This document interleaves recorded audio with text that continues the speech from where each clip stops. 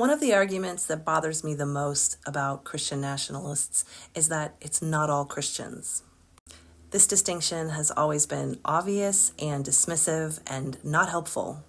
My name is Tia Levings, and I wrote the best-selling memoir, A Well-Trained Wife, My Escape from Christian Patriarchy.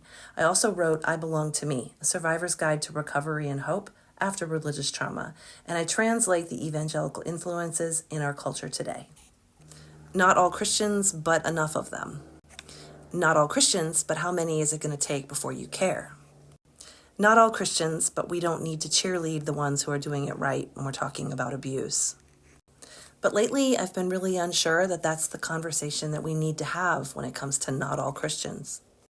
I think, actually, what's more helpful is to remember that Christian nationalists aren't Christians.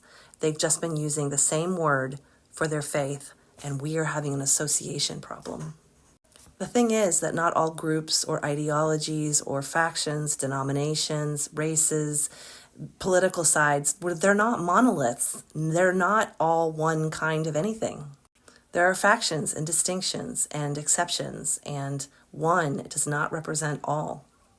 The real problem is that extremist Christians were able to rise in the ranks in the mainstream groups.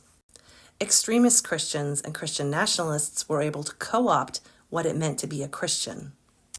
And while Christians and people of faith who are offended by what Christian nationalists are doing are running themselves ragged trying to distinguish themselves from it by calling themselves anything else, Jesus followers, progressives, not all Christians, they're still taking over that term.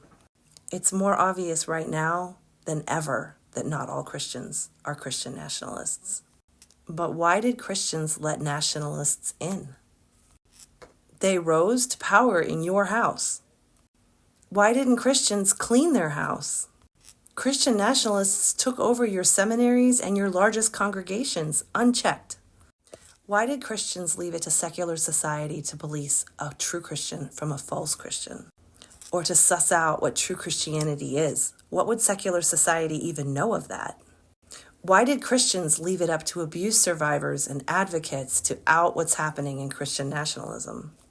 Why is it up to agnostics and atheists to suss out these matters of belief and to figure out why people who proclaim Jesus are showing no empathy or actual attributes of Jesus?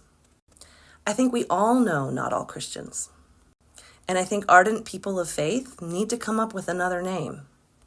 Or maybe you need to, as Christians, hold the Christian nationalists in your midst accountable for what they're doing in your Savior's name.